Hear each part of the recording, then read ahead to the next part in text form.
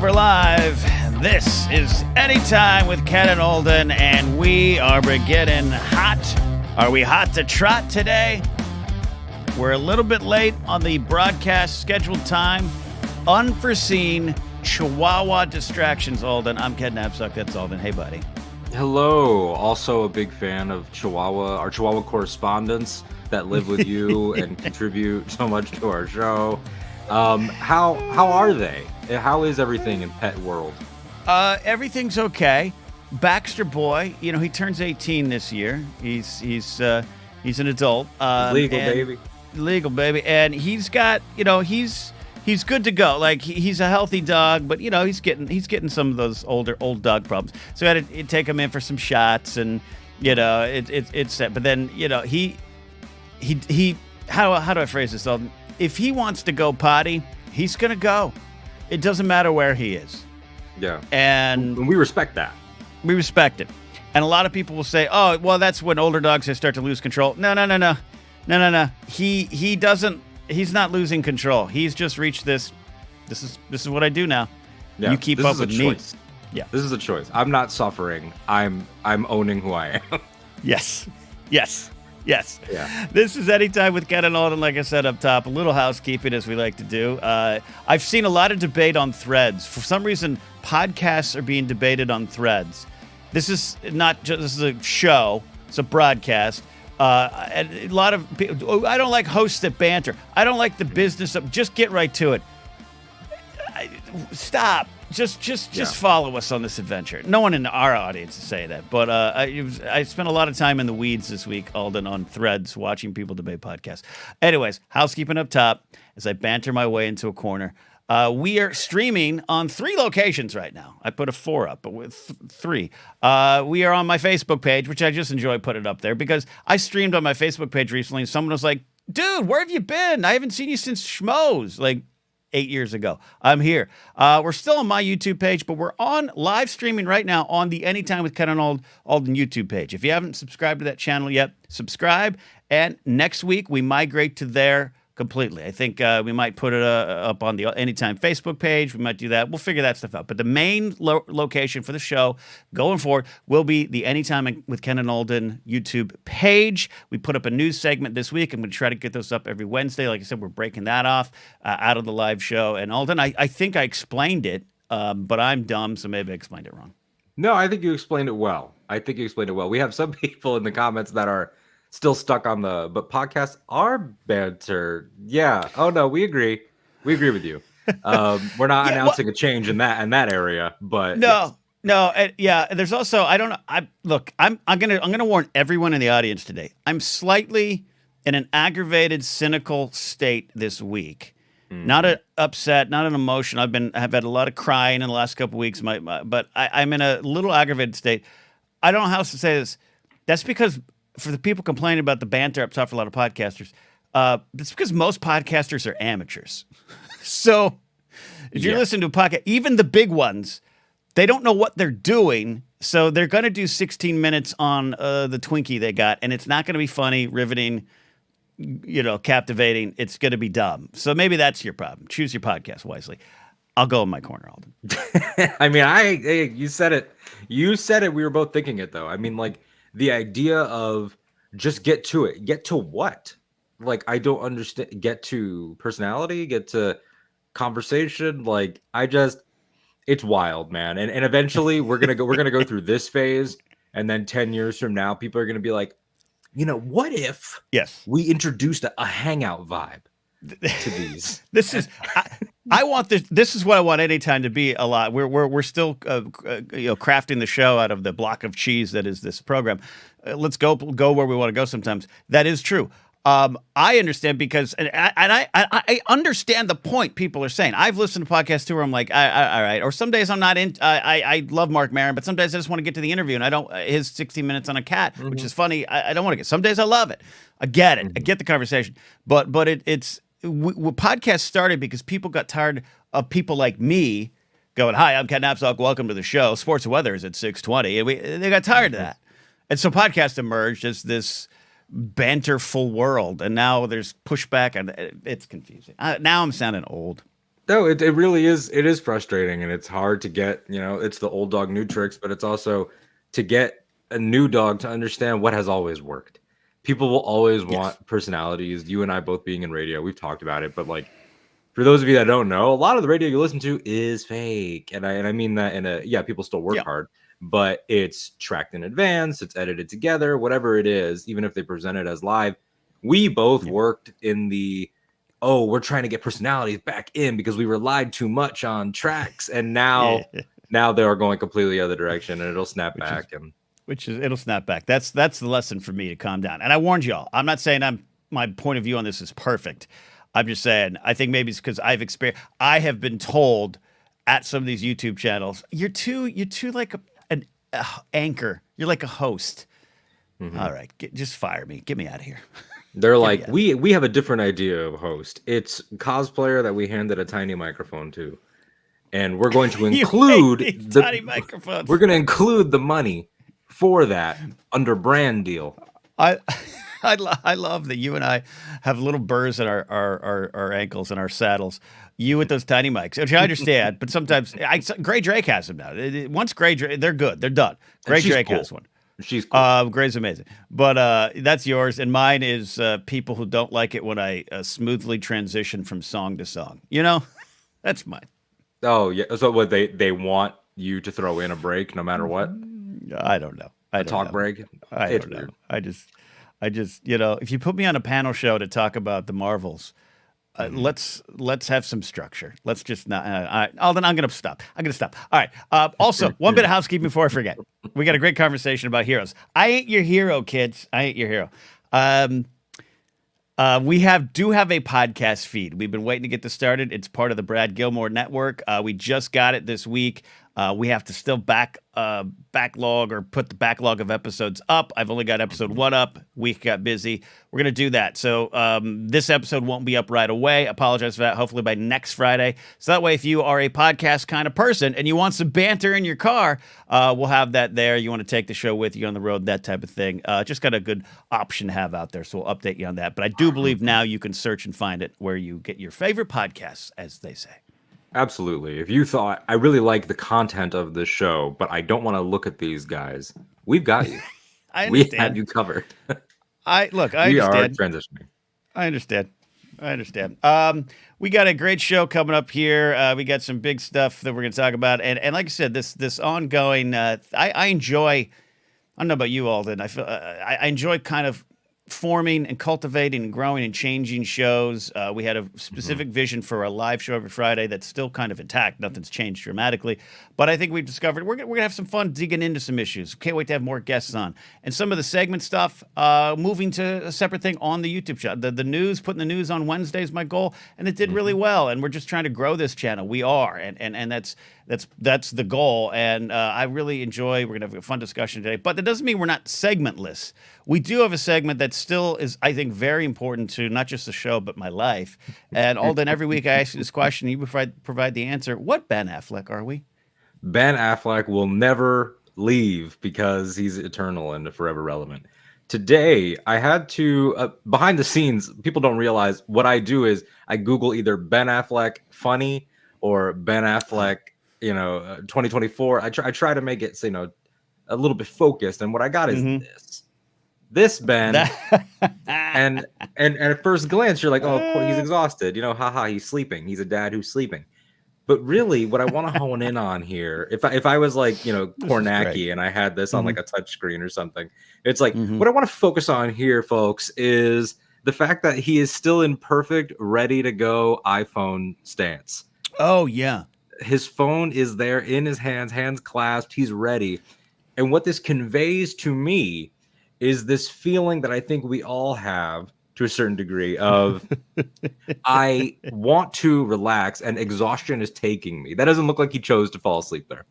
He's Ben Affleck. He could have gone that to neck nice position's horrible. That's a horrible neck position. He's going to be in pain and he's a big guy. Yeah. So he falls asleep because he's just overwhelmed.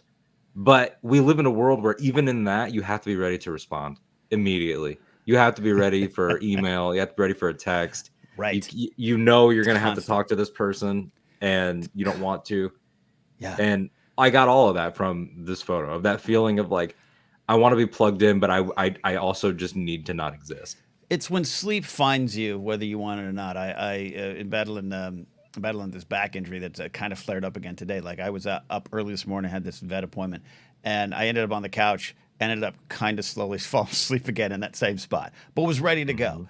This is us. What I love about this too, there's a Boston connection here. Follow me here. There was years ago a comic I worked with. He was a show producer as well, and from Boston. And also, he eventually got clean, sober, and is living a good life. But he wasn't sober back then. He was from Boston. And there was a story of him at a comedy festival. There was like 8 comics sharing a hotel room, and all of them reprobates. And he fell asleep drinking in a chair with the beer bottle kind of tipped, and no one moved him. And then he woke up in the morning, and then just took the sip. Like it was like no time had passed. Sleep found him, and he was still ready to go. And he was immediately just locked in. I think that might be a Bostonian trait, like the ability of like to party is to be, it's to exist. Yes. I really like that. Some Boston in there. Well, that's a great one. Before we move on, just because we have some people filing in, Molly Damon, our good friend, which channel to watch, which chat, because that's part of it too. And so, for those joining us now, we'll probably touch on this a couple more times throughout the show, just as people, file in and everything, and we can see who's watching. The channel that you will be on officially, fully next week is the Anytime channel. That's where we're going to be live. Right now, I'll let you all decide where you're going to talk to each other. We see, that's true. We see it all, but you all might not be. To Molly's if point, you are interacting with each other, then I understand that question. So as of right now, maybe you all go to the Anytime and give it that first boost of likes or something like that. Yeah. Anytime channel, check it in, says Jared. Molly says, I chose wisely. Love it there. I appreciate that. Like we aren't get to the main discussion here. We aren't like I said doing the news discussions in every show. We wanted to let the show breathe a little bit with some of our other discussions. Doesn't mean we're not paying attention to news. Again, the news segment out on Wednesday. Check that out. I try to capture the news from the weekend up till Tuesday night. And a lot's happened, and there's a lot to plug into as always. But you and I, Alden, were talking off air. As much as I've become like a news junkie and a little bit of a political junkie, want to kind of keep up and want to have the best, most informed opinions, or at least know what I am thinking, of the situation, even if it differs from other folks. I couldn't this week. Once Wednesday hit, I had a lot of life things happen, good and bad. Not a bad week, good week. And I think it's okay to for guys like us and folks out there watching, anyone out there, it's okay sometimes if you're not keeping up. It's not because you're afraid or overwhelmed with the world. Sometimes that's the answer. Sometimes just it's okay to not check in on the BBC News app the first thing in the morning because you've got something you got to deal with. And I'm trying to give myself forgiveness. Yeah, as you should. I mean, I think it's important because as we've talked about before, you only have so much bandwidth. You and I have both had emotional last week and a half-ish periods. I was, applying for things, pitching things, looking through things, and being bombarded with about 18 different opportunities to train chatbots. And I don't know if it's the fact that I'm also aggressively dieting right now, but all of these things combined, I felt a pit in my stomach and I thought I was going to lose it. So it just be like that sometimes. May I ask what you define as aggressively dieting? I am biting counting down every on a towel? calorie. Okay. I'm counting every calorie. My coffee has been black for a week straight. Wow. I'm on this, like, I'm not eating bread. The milk has changed. Everything's changed. And oat milk, baby. I'm oat milk. I started putting just a little bit of oat milk in. There's one sugar in that, and Yeah, the sugar intake is not zero, but near zero. Hopefully to get to zero. Good for you, man. I hate every waking moment of it. Totally get it. I get it. And look, we're here for body positivity, and if you're out there, you're comfortable with who you are, what you are, and your health is good. Go be you. I'm someone who enjoys working out, who enjoys getting. I haven't been able to work out for almost 2 months because of this damn back injury. So what's happened? You're aggressively dieting, Alden. I'm aggressively eating and cheating on my diet. I am aggressively doing it. I went and had Yeah. lunch yesterday at an El Torito, which is I said it as white as I could because it's a white restaurant, and Yeah. I went there and I had a large carne asada burrito, and I had to beg for them to bring me more chips and salsa, like please one more. I'm aggressively eating right now. I am not sure if you're aware of this, but El Torito said, and at least in an attempt to throw an accent on it, El Torito was also the name of a luchador who was a little person, and he was in Yeah. WWE for a while. And there is a Yeah. famous viral clip of him doing a match, and somebody yells from the front row, loud and clear, "Go back to hell, you evil mother effer." And it became a meme just because he's this little Yeah, I remember him. aggressive Yeah. demon Yeah. bull or whatever. So Yeah. anyway, Yeah. I That was right. applaud your cheating, and Thank I you. am proud of you for knowing yourself and for being kind to yourself mid-injury. That's important too. You're not trying to force yourself to work through it, which would probably only make it worse. But agree. on the Thank subject you. of cheat days, which I'm sure people in the chat, everybody's throwing in there the diet comments and everything, which I appreciate. Molly saying, counting calories does work. Right there with you. Oh, Molly, Jesus, send me your tips. If I could just be the third Damon, that'd be great. But I think it was my mother the other day. I was talking to her about the concept of cheat days, and I explained it like this: Ken, if I cheat, it'll never end. I am to cheat days, and I know myself. It's why I've never smoked a cigarette in my life. In 28 years, I've never smoked a cigarette because if I do, it's like when Batman explains why he can't kill the Joker. Right. If I take just one life, like Right. it'll never end. Totally. The crusade will never end. Totally. If I go and grab that slice of Domino's pizza right now, it is over. Yeah. Once the cheese hits your soul, it's there forever. I'm with you. I lost that battle, but I'm hoping for you. You're like, I can still cheer for the win next heroes. This is generational exchange and generation passing the baton. I'm hopeful for you. Thank you so much. We'll get through it. We'll get through it. Let's dive into what we got here. Thank you all for joining. We also had a super chat. I want to highlight that as one of the last ones we'll get because we're going to a fully non-monetized channel. 894 AM. So here's a red pocket to help you kind jets. Happy Lunar Year. Thank you so much for that. We appreciate that as well. Alden, we got a big topic today, and I try to come up with the thumbnail-listy title as we can, and can we still have heroes was an idea you had, and I liked it. It's always fun to put a clickbaity kind of title out there and have people just respond to the title, not the episode. But this is going to be a fun discussion here that you had kind of pitched to me, so I pitch it to you: generational exchange and baton passing. Where are we going with this? So let's talk about the origins of this for a second because they are funny, and we come up with these topics like we did last week and like we have now. This is our 12th episode, and usually the world hands us something, but sometimes you got to look inward, and we like those types of conversations too. So we go, of course, I'll bring up our thumb here. We go, of course, to the man on the left. These are three very different human beings that we're looking at here. That I don't. By the way, I don't know why I chose to have all of them waving or putting their hands up, but it just so happened I found one picture of each of them, so I was like, "It's nice. Let's do it." It's nice. I like it. It's friendly. George Walton Lucas. He is important in our lives and in the world, and he just purchased for millions of dollars a cold storage facility in LA Chinatown. And so great, cool. We're not here to analyze why he did that. People have pointed out it's probably for film preservation, which makes sense. But George Lucas got me thinking, and we joked about it. You and I were texting, and then I thought, well, he kind of still means something to both of us personally and to a lot of our friends and collaborators when a lot of people in our lives that we consider heroes at one time fall off. And why are they consistent? Why are they not? Got me thinking about the positives of having a hero or an idol or someone to aspire to, the negatives of it, hero worship. Some people might call it idolatry, depending on where you are and what you believe Yeah. in.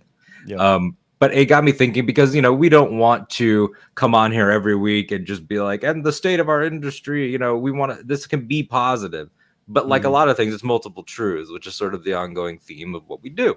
Right. So I wanted to start with how you feel about the idea of having heroes, and was that essential to you growing up? I mean, you're of a group of kids where you guys had, I think, more of the we are packaging and presenting this person intentionally for a hero vibe, like cereal box covers and things like that. So where do you start with this? Yeah, I definitely start, with the later on, but early enough in my life, I did stop using the word hero and would try to say a creative influence, right, or a creative icon in my life and stuff like that.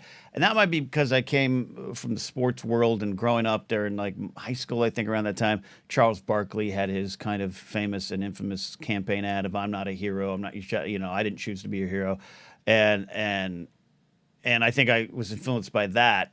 Even though, growing up, like we didn't know the dark sides weren't exposed as easier, right? Or even if they were, it was in a weird way where a lot of things just weren't addressed or something like that, or that kind of thing, if that makes sense. But I had them, and George being an early one, because once I discovered that space movie I liked, and it was caused me to have thoughts of what I want to do in life and what stories I want to tell, or what do I want.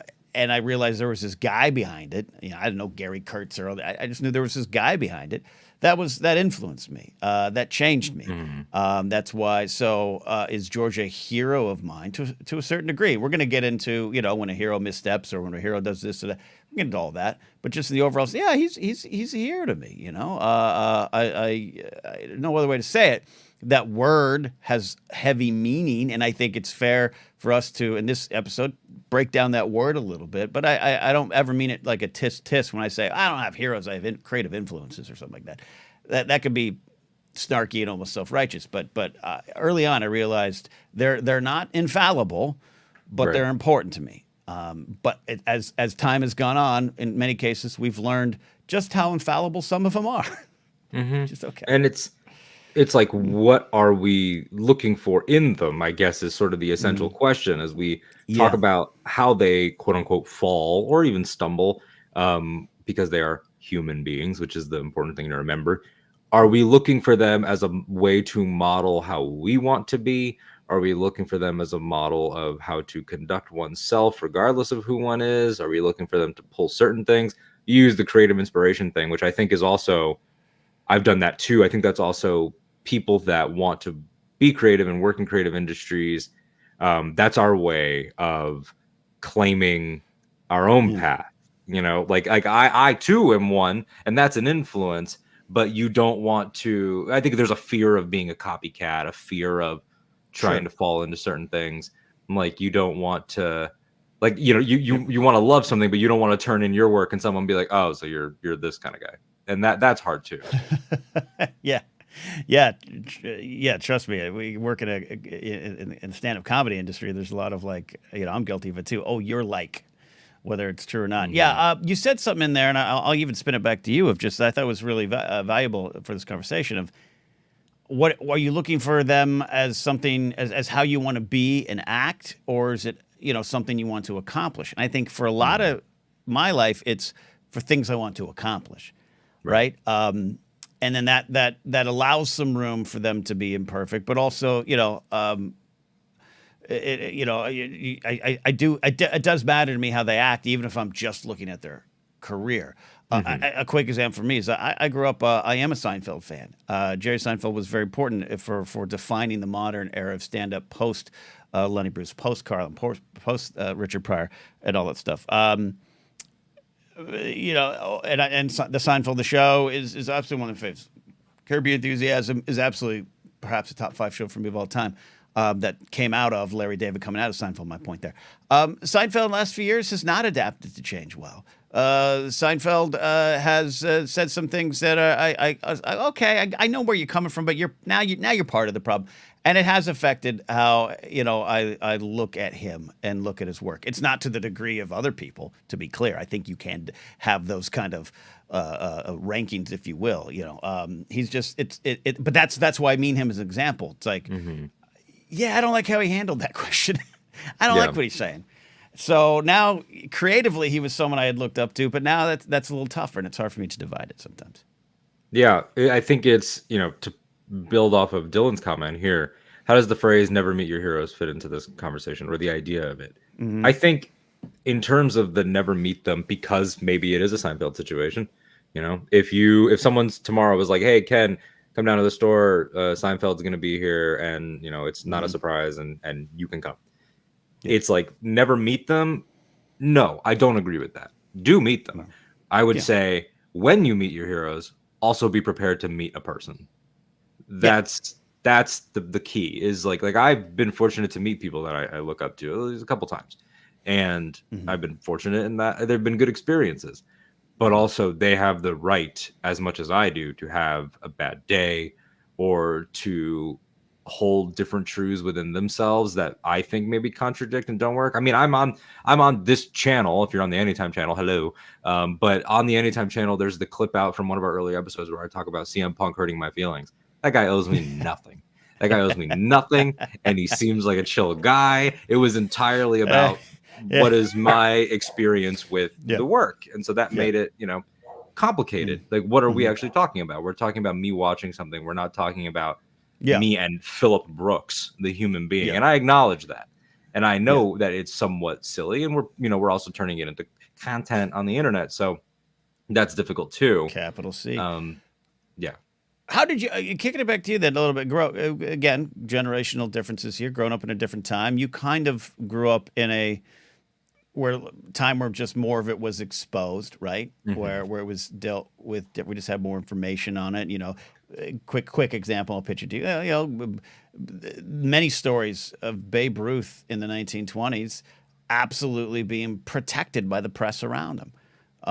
Presidents being protected by the JFK, Marilyn Monroe, all that stuff protected by the press around him. We just don't talk about that.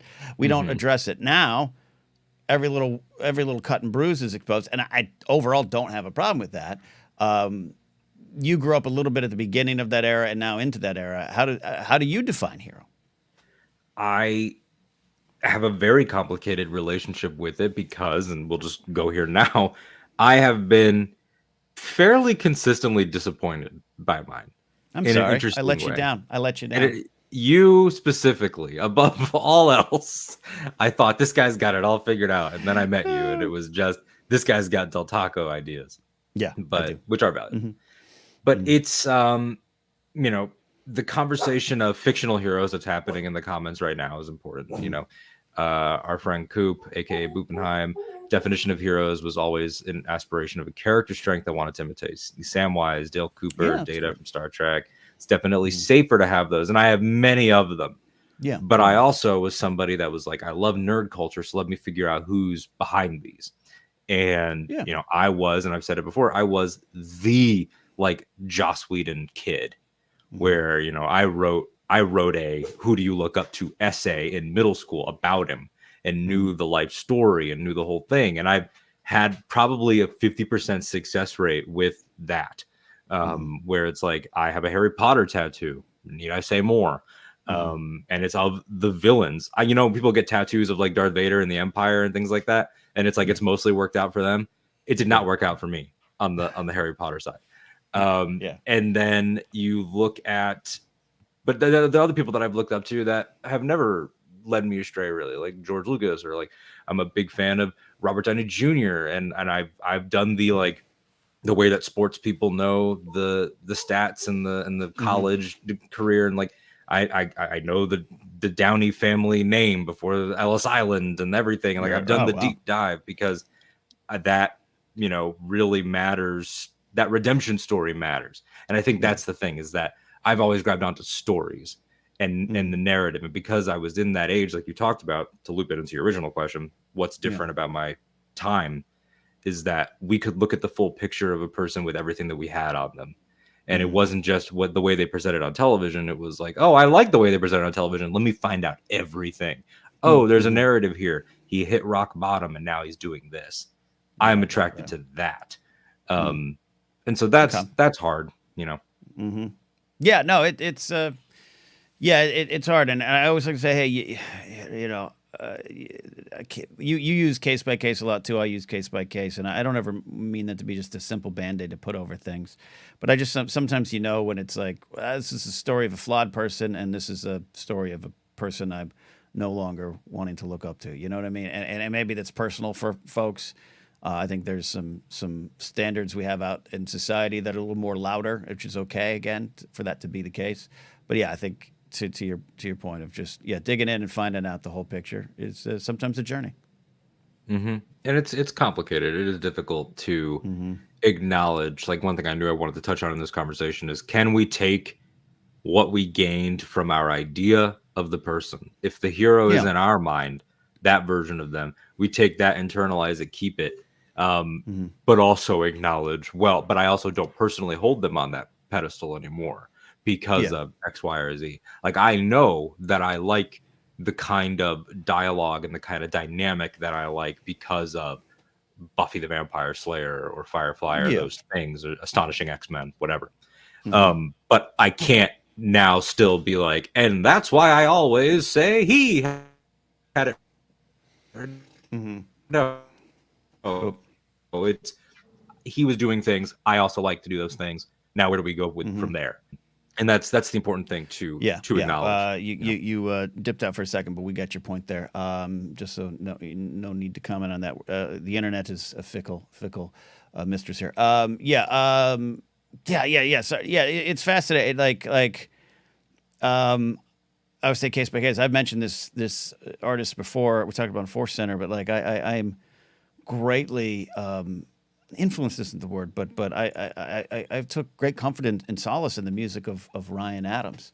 And Ryan Adams, as it turned out, maybe, everything he advertised himself to be in his songs, he was. And I say that slightly as a slap back and clap back, if you will, at some of the stuff that was tossed at him because of he literally sang about this for 20 years. You can't be shocked that it's him, but then more stuff came out. And it was like, yeah, it's hard. And it's hard because his music for 20 years is already in my soul. And you have to unplug it. And sometimes you just can't. Sometimes you're like, I need to hear Winding Wheel. I need to hear that today. And it's not just simply artists from the art conversation. This is something more, but it's like, do I feel cheated now? How do I deal with it? And I never not think about it. And he is someone I would have called of a creative icon. He was at the solo premiere, and I was like, God, I got to go up and talk to him. And maybe kind of glad I didn't, but you know what I mean? Yeah, it going to this is to the Whedon thing of like, you're not alone. I have people I've worked with professionally who were greatly influenced by everything he did, and they're in a weird headspace over it. Yeah, They know and what's right. Yeah. How do you unplug it? Who am I to say that he is beyond, I don't know, not redemption, but like, is there a place for him in what we do? That's not really the point of the conversation, but like, Yeah, do these people earn points that to spend later based on like the deeds that they've done, like for these redemptions? It's difficult. I mean, like, go ahead. Sometimes. Look, George Lucas has said some things where I'm like, well, you maybe shouldn't have said that, George. But this is someone who's walked the walk for a long time. This is exactly. This is a guy, and that's when you're weigh it against context. This is the guy who hasn't just put it into his stories. He's the guy who bought and built low income housing because he was upset with the rich people in his neighborhood, and he's a rebel in flannel, as Joseph describes him a lot in Force Center, through and through. And so I do give him a little grace when sometimes like, well, that's not the terminology I would have used, George. And we all know what you're talking about. But and we all at that time when George made that slavish comment, and we all thought, ooh, old man moment. But then we thought, well, at least we know where he stands. Yeah, look. There's good place for criticism for some of his choices in his work, particularly prequels. And this comes up a lot with Spielberg too. And I don't ever say this as an excuse, but it's like change happens slow. There's time and context, and there's just things you look back. I would look at the opening in New Hope when 30 white X-wing pilots were staring back at me. I didn't question that till like way late, meaning I didn't even notice it, right? But the importance of learning other perspectives and stories. It's like, all right, so am I going to hold George to the flame over that? No, but I'm glad we can see that it needed to change. Yeah, absolutely. We got some great comments coming here before I move on to the next main point. Jared from Nerd Academy podcast. My taste in music and my listening habits fundamentally changed when a man I consider to be a hero in the world of music and production lost his damn mind and embarrassed me for defending him. Yeah, I mean, I don't think that Jared will mind me saying that it's Kanye West. You're not. Yeah. That's huge. I mean, he is a lot of musicians' favorite musician. Even to this day, I mean, Donald Glover is getting flack, who is a hero to many, is getting flack for saying that his favorite rapper is still Ye. So it's difficult. It's like, can you undo what he did for your music taste if you loved him? No, you can't. You can try, but but the man, that's different. Yeah, your memories are there. It's not the same thing, and I definitely and it's not comparing directly to what Jared's saying, but like I definitely wasn't defending him. But part of the reason I'm even here today, and I just had a comedy show last night. The fact that part of the reason I was even on stage was Bill Cosby, without a doubt. I want to do what that guy does, and look where we are now. it fucks with you a bit, and that's not to take anything away from the countless victims of that man and his reign of terror, but just like for me, it's like it's hard. It's hard. It's hard, and woe is me, I guess. But yeah.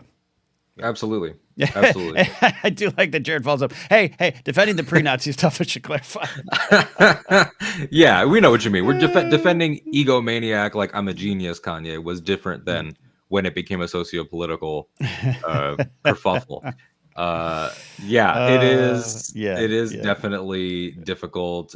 Jared is, of course, talking about Barney the dinosaur. Yeah, honestly, that's why it's really good. Again, fiction, man. Like it doesn't let you down. I'm looking here. But this is I don't know all the details of this, so I apologize to people in chat. But remember, like, wasn't it the performer of one of the Muppet characters? Not the Muppet, but like, was it Elmo or something? Like, Elmo's who was the guy? Puppeteer. Yeah, Elmo's puppeteer, right? So that might have been hard for some folks too. Of like, it certainly wasn't Elmo doing stuff, but it takes you to a weird spot. Yeah, that this person was a part of something wholesome. I mean, we've danced around the name, but Rowling is huge. I mean, Harry Potter, at one time, I remember reading that Harry Potter was doing more for literacy than the Bible had ever done. Like it to say it was, people there, it's very popular now and very in vogue to be like, it was never good. I never liked it. Okay. All right. I believe that there are people that never liked it, but like, let us not act like it was not Star Wars for a generation or two, because it was.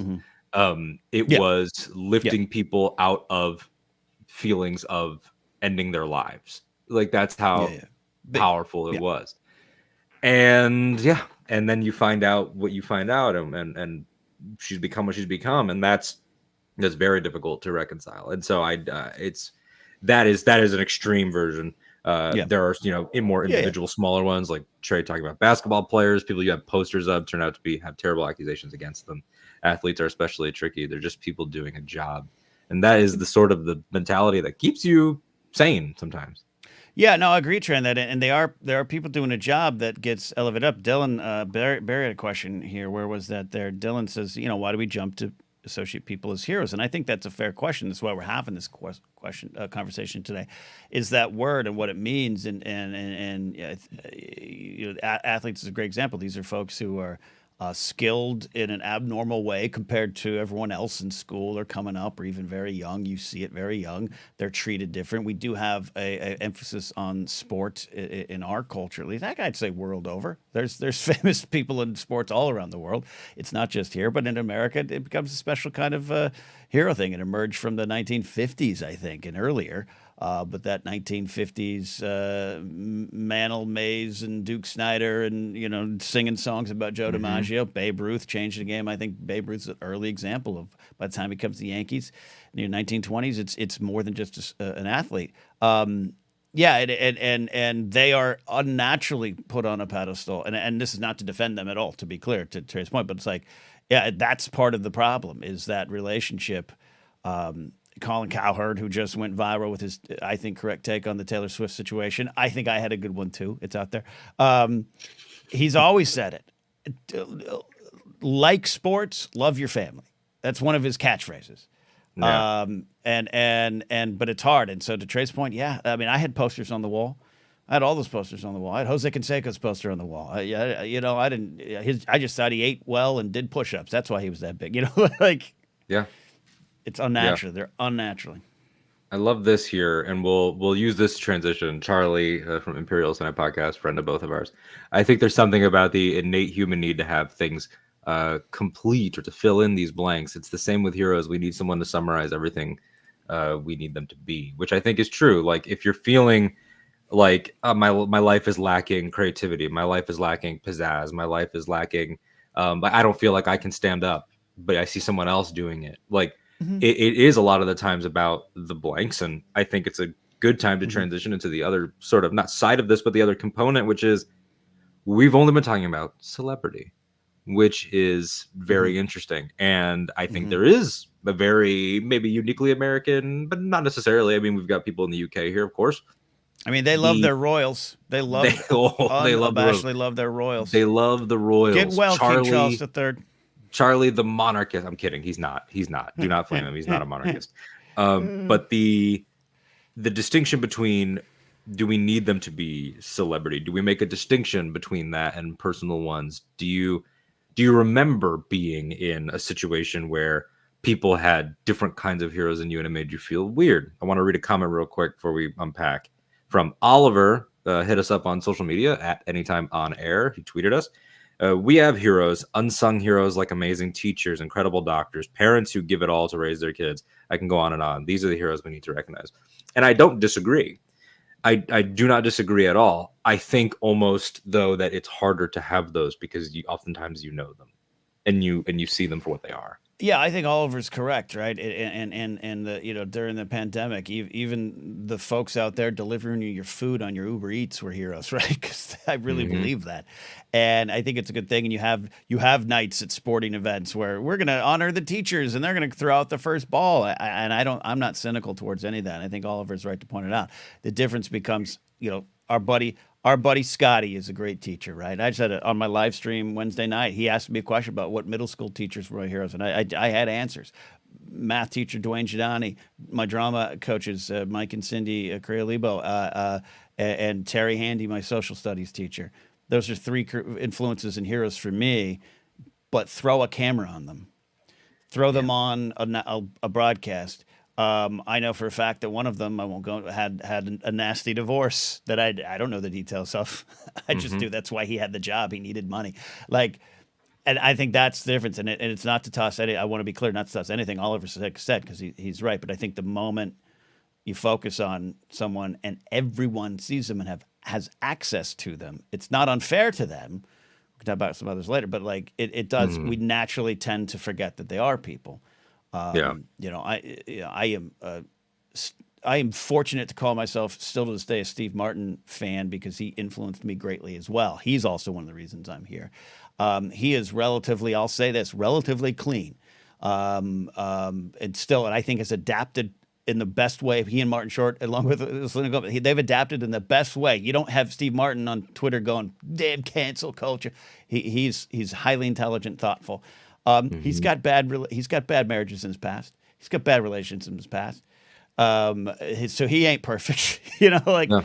But if he was just a dude who stayed working at Disneyland doing magic shows, and he'd be a hero to someone he worked with or something. I just think that's the difference. That's the big difference for me. And is that less valid in that reality? No. Yeah. It's just heroes have different impacts. I mean, this became a thing that I fixated on very early in life. I remember distinctly in kindergarten, my teacher, Miss Gates, lovely lady, hope she's doing well. She gave us all composition notebooks, and we were going to do different little prompts every day to write a paragraph or whatever. Mm-hmm. And it's kindergarten, so these are very simple things. The heaviest one Deep. though was, who's your hero? Mm-hmm. And there were a lot of people that wrote, my mom, my dad, police, astronauts. Mm-hmm. And I realized that there was a little bit of a disconnect because I wrote Mark Hamill. Because Same. and my teacher said, how do you know who that is? I said, because he's Luke and he's Wolverine, because he voiced Logan in one of the games. And I just had that fact in my mind. And so that was my reasoning, is that he did two things that I love. And so then I realized, oh, am I not taking this as seriously as maybe I should? Yeah. And so I've always had a difficult time with personal heroes in the everyday. In the abstract, of course, firefighters, what they do is heroic, and I would not do it, and it's brave. And during the pandemic, we all saw just how quickly we'll raise people up to hero status and then tear them down when we feel like we don't need that anymore. I mean, applauding on the hour, the essential workers, all this stuff, essential just to get us through. And so I think there's a little bit of a suspicion and an anger that comes sometimes with analyzing hero dynamics, because it's like, well, what do you really mean? Like, would he be your hero if he wasn't your father? And like a lot of that comes, that's just an overthinking thing too that I do, which is hard, because is there a healthy amount of suspicion to have, do you think? Yeah. In general, but especially with this, like, if you met someone tomorrow, at a comedy club, and they were like, oh, well, such and such is my hero, like, I can't wait for you to meet him. And it's like, there's a part of your brain that goes, okay. You immediately start to want to break it down. Yeah, man. Look, there was. I was not friends with him, but there was a rather successful, famous comic who things got discovered over the last couple of years. That's all I'll say. And I've known of him and been around him for years. And someone had asked me about him one time, and I went, "Oh, he's great. Like he's always been very nice, treated me nice. I like him." And it's the old like, but he's nice to me excuse. But I wasn't saying his excuse because we didn't know anything yet. And literally like a week later, all the stuff came out, and I was joking with my other friend. I was like, "Well, turns out I didn't know him well." Like, it's so therefore it taught me to going forward. Yeah, you're right. If Alden's like, dude, the next time you're at Star Wars Celebration, you got to meet Scotty. I'm gonna be like, do I? Do I? It reminds me of, there's a quote in Sam Raimi's Spider-Man, which many people in the comments will know exactly what I'm going to say. It's the Green Goblin, played by Willem Dafoe, is talking to him, and he says, in the middle of this hokey movie where he's wearing this hokey Power Ranger suit, he says, and they found you amusing for a while, the people of this city. But the one thing they love more than a hero is to see a hero fall, fail, die trying. Yeah. And that is such an American perspective on it. Like I mean, even in Air, I don't know if you watched Air, Ben Affleck's film about the creation of the Air Jordan. I'm familiar with it, but no, I didn't watch it yet. Yeah. Great, as if you care at all about like movies about products, which is difficult sometimes, but they do a speech, Matt Damon's character, to the Jordan family, including Michael, and he says, your story is going to make us want to fly, but you are going to stumble, and they're going to grab onto that, is sort of the point.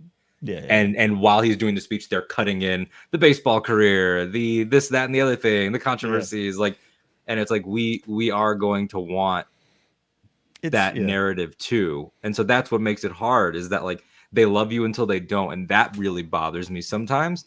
Like they did that to Taika Waititi. He was hot, and then he made one that we didn't like only because he gave us more of what we said we did like.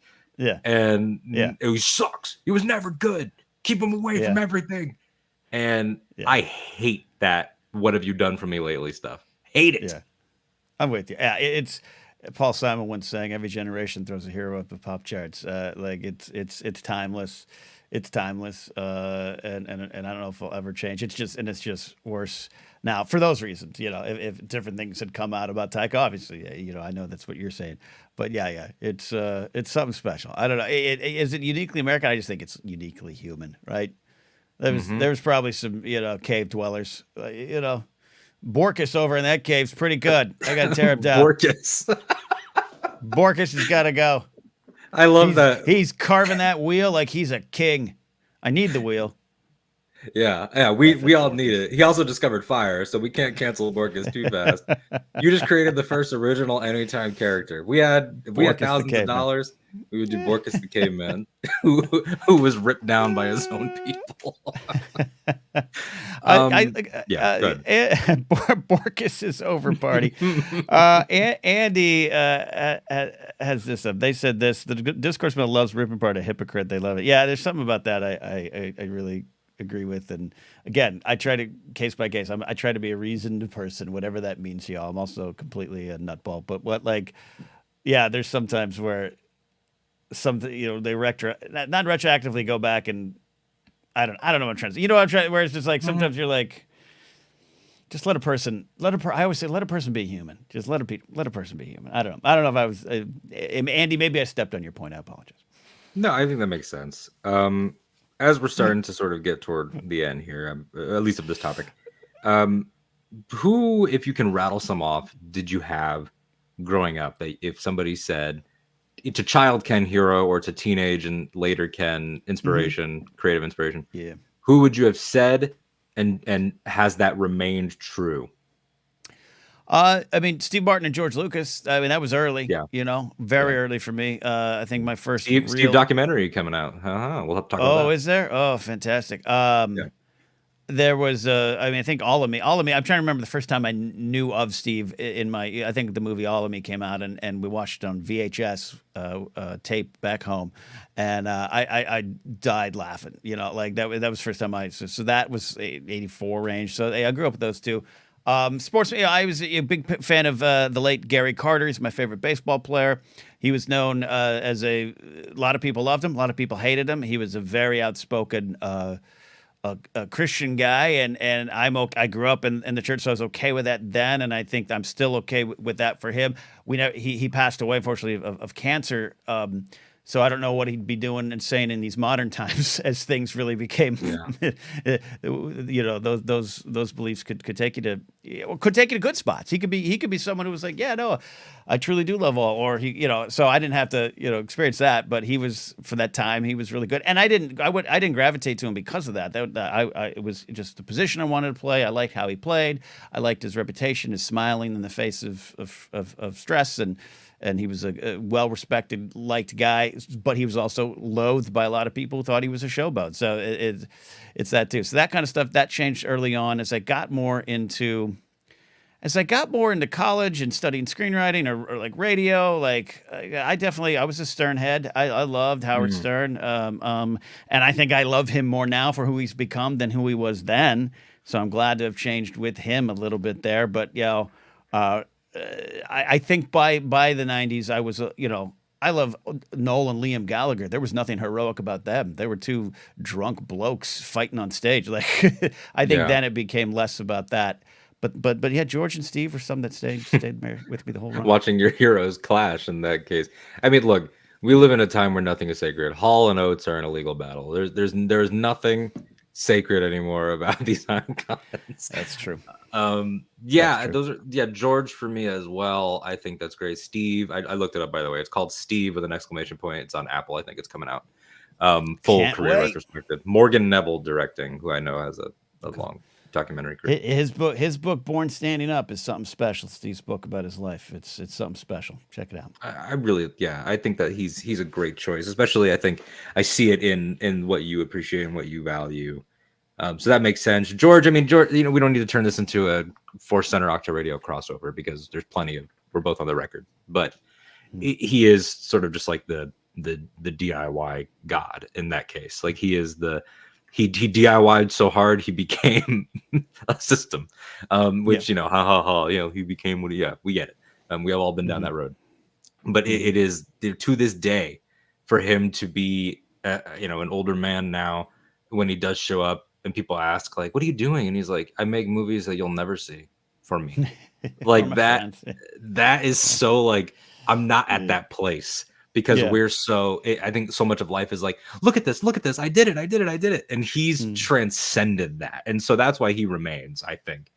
Mm-hmm. This is a great comment. Eli throwing in Jon Stewart, Kingsport Cal throwing in Trent Reznor. Those are Andy saying people that like this stream. I agree.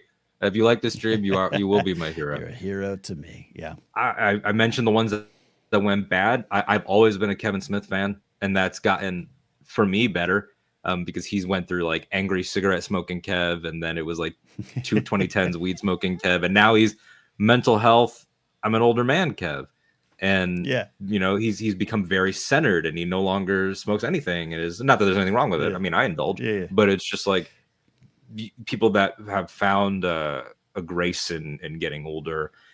Musically, when I was younger, my heroes were like Gerard Way from My Chemical Romance, who still kind of is. Nothing wrong with it. It's just that has had a quieter era. I loved I loved Paul Stanley when I was a kid, which like of course I did, and I still do a certain way. Yeah. It depends on the day. Yeah. We joke about Haley Williams now of like being the official rock star of the show. That is because she is very, I think, heroic in her way, in the way that she I'm the same way.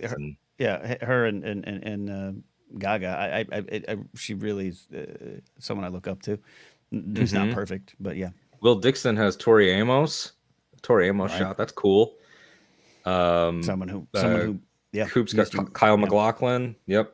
Yeah, I mean, I think I most of mine it's that 50-50 split. There are a lot of them. I mean, in when I was a kid, I thought John Cena was my hero.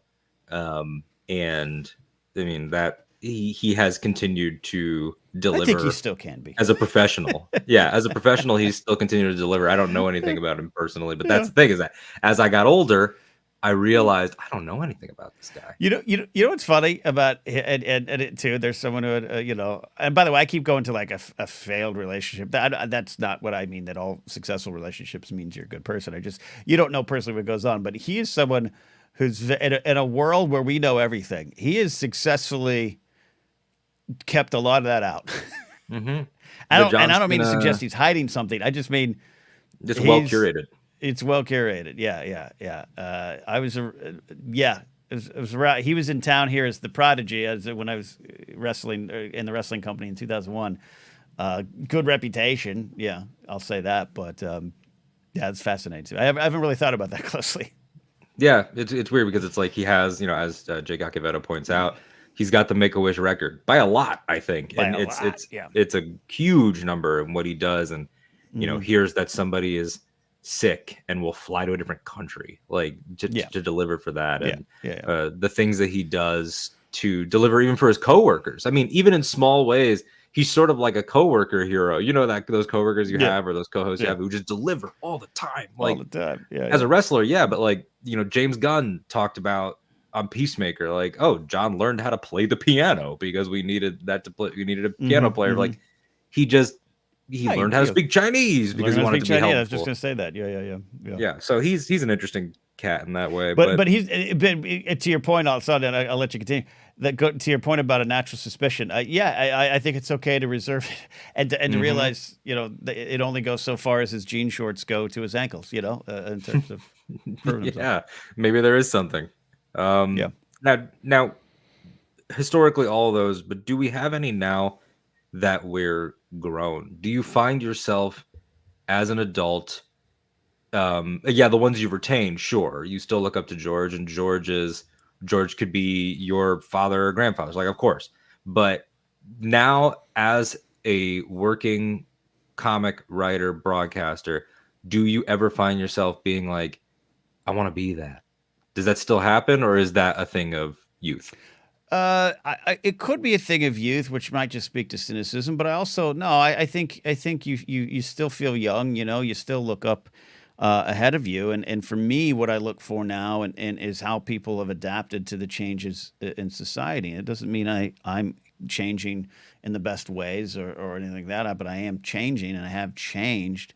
And so I look those around me and I look those above. Again, I'll mention Steve Martin for the 50th time, but it's like, yeah, I grew up, I'm greatly influenced by Monty Python, and to see some of the stuff John Cleese gets into, it's Mm, disappointing. Though Cleese's, yeah. reputation was maybe not the best, anyways, from back in the day. But he also says some things where I'm like, yeah, he's out there fighting. He's fighting against Trump. He just also says it, and it's like it's hard to separate. It's a weird thing.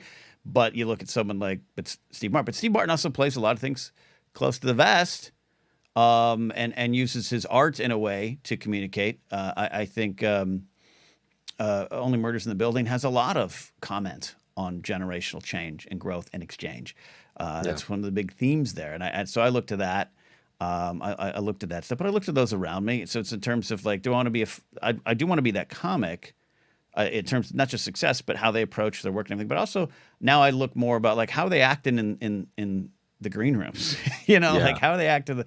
Yeah, and I got a list of people who I look at in my circle who are propped up and treated as wonderful. Who I'm like, oh yeah, no, they're not like that in the green rooms. Like, and so Hmm. it's like I'm looking for consistency in that and the ability to look around the world and go, what's my place in it?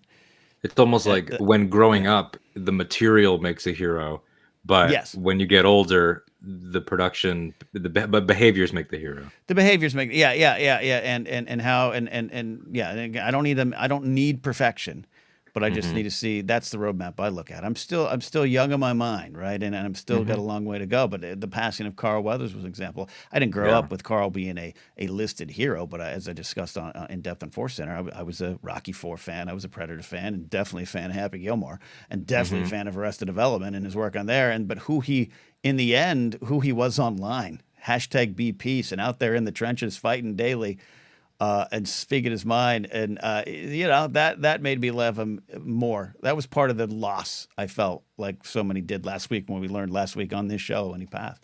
Yeah. So that's what I look for more in my advancing years, Alden.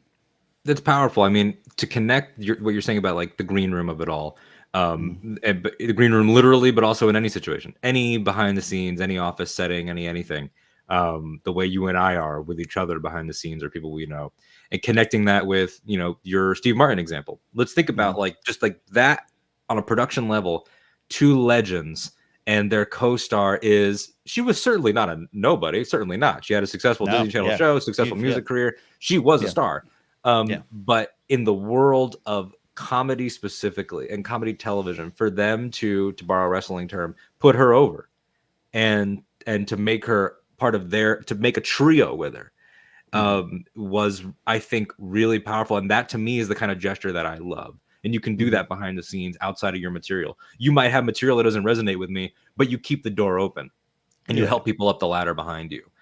yeah. And that's really, really important. I mean, the Big Lou had a comment about, yeah, this is one of my favorite Robin Williams things. Had it in his writer that a certain amount of jobs for each movie would be reserved for people in need.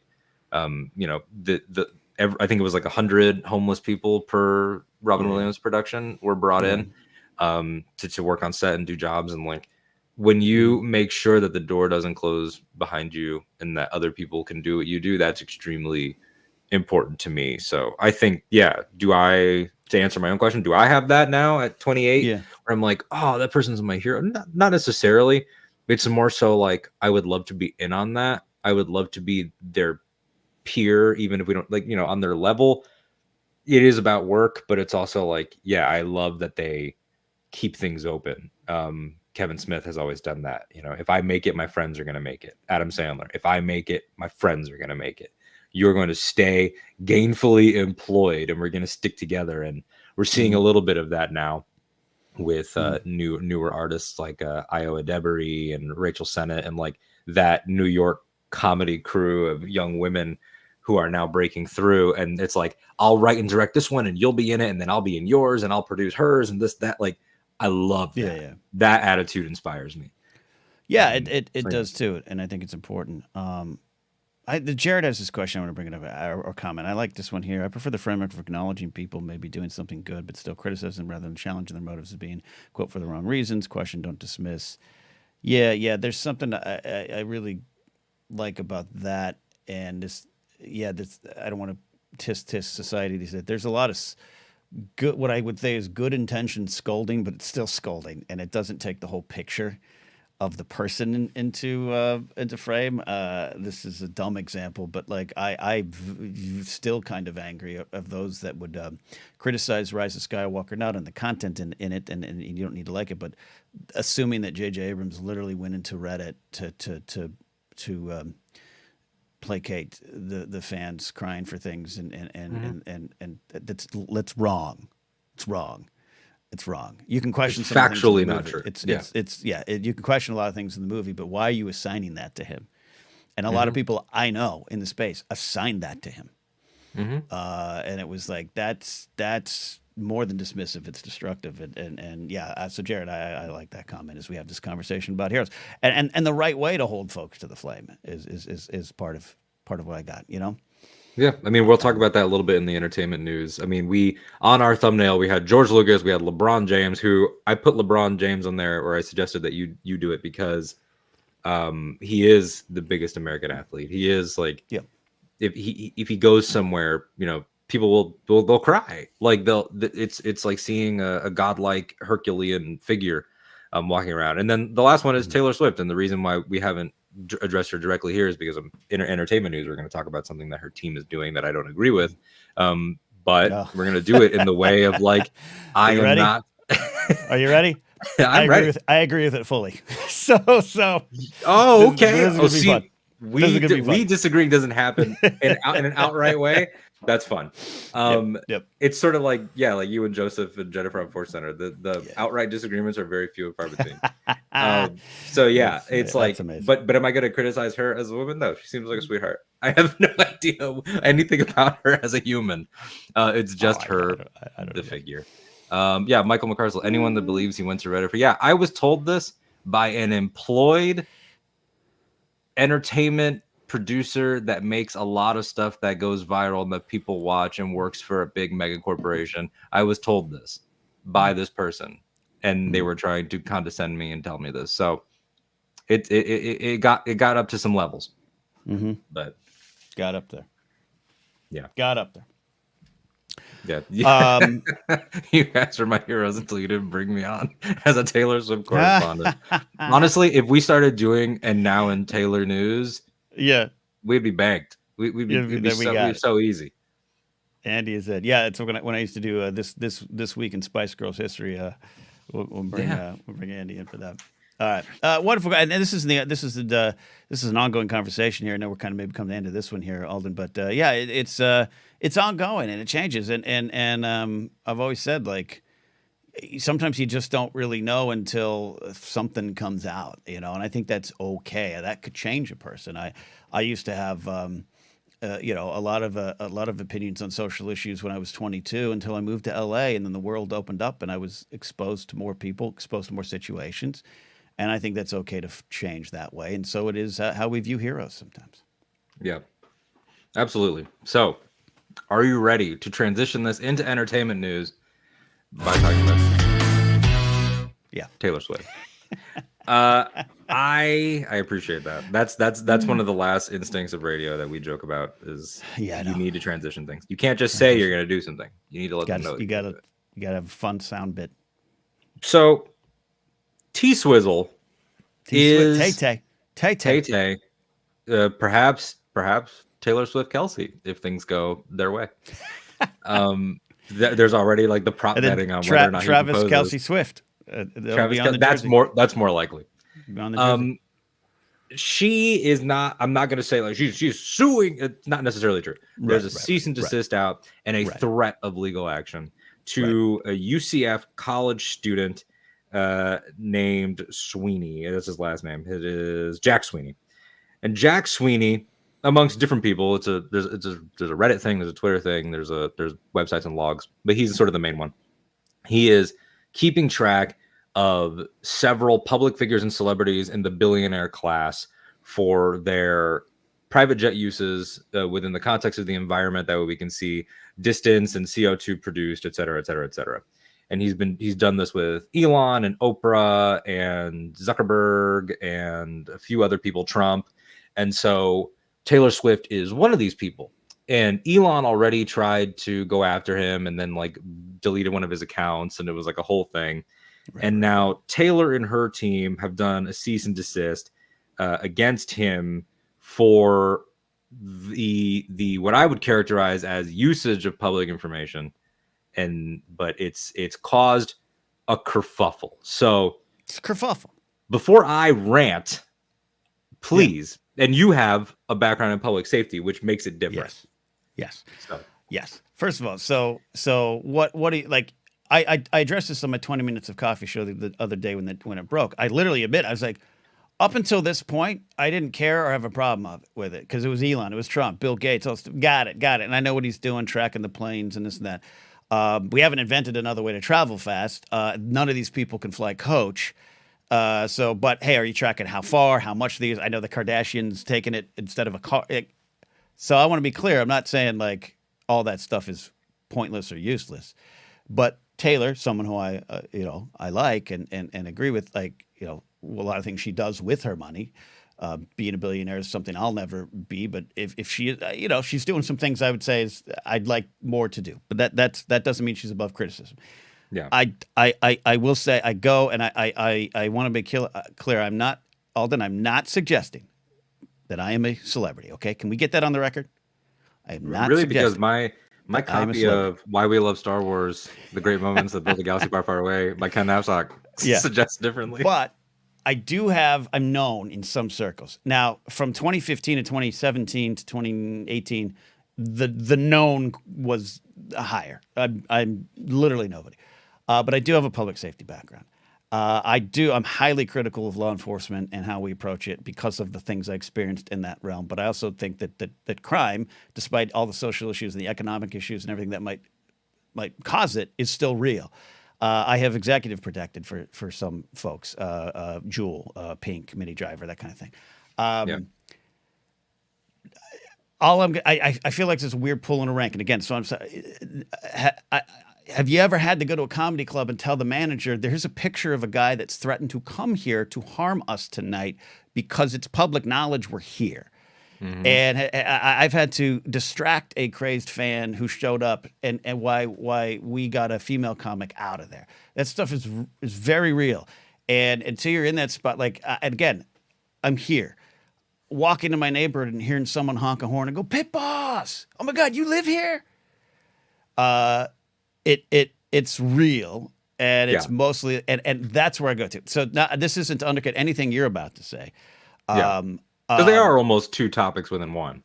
They're two, because this kid doing what he feels right to track the upper class, to track the elite, to help got it. Is it worth her getting hurt? Is it? And what I had to ask myself, is it worth someone from Elon's family or Elon? I don't like Elon. Yeah. And that's the only thing. Is it worth it? Because that stuff's real. I don't mean to laugh at the idea of that, but but that's just real to me, and it is public knowledge. But so is where every comedy club I will be at, and I am a white straight dude who doesn't have a problem in the world. But I can tell you, I've been on shows with people where we've had to be like, this picture, see this picture? Call the police immediately, please. And that's because, and you can't not promote where you are. So it is at the FAA. You can go to the FAA and track any plane. This is why I love it for debunking UFOs. Mick West can go in the history on these websites and find the exact plane that people thought was a UFO. So I have no problem with it. But I don't. So it's not a, do I want them to sue this kid into oblivion? No. But I just say I would only caution you to say that's part of the conversation about safety. And it is her point of view, or her team's point of view. And again, part of this is also these people have managers and teams and everything. And like, whether she might have said, this is completely theoretical.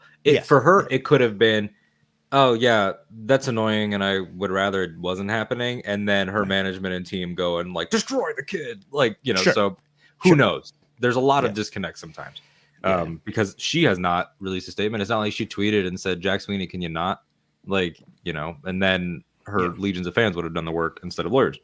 But the issue that I have is that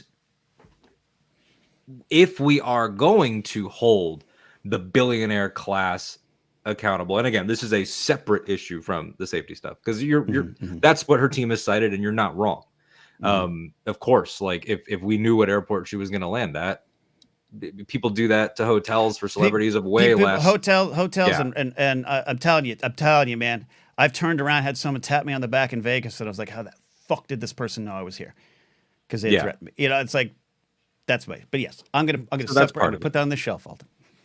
When we consider the fact that it's public information for the FAA, that to me immediately just like sends a like, why are you punching down instead of trying to cause a dialogue? You who probably could above anyone else cause a dialogue with the FAA about the privacy of a private jet, since it is private jet travel. Is there a conversation to be had there? I don't know. I don't understand aviation. I don't honestly. Business. Yeah, I don't know. Yeah, I don't know Yeah. to that regard. Yeah. But is there a conversation to be had there instead of let's cease and desist the kid who is just because like right now, like I could post, I think Ken Knapsack makes this because I looked on Glassdoor for the salary of a producer.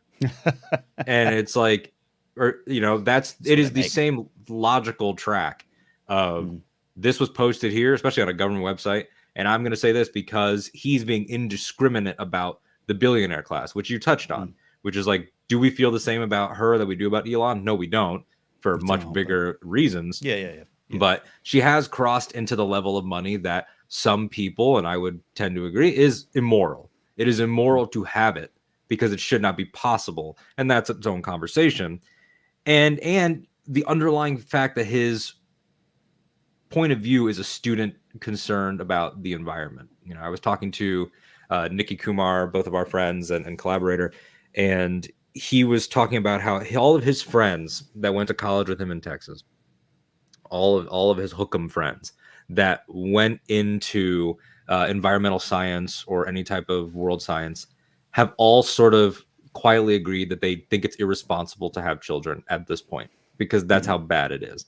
And that none of them want to be parents because that's how bad it is.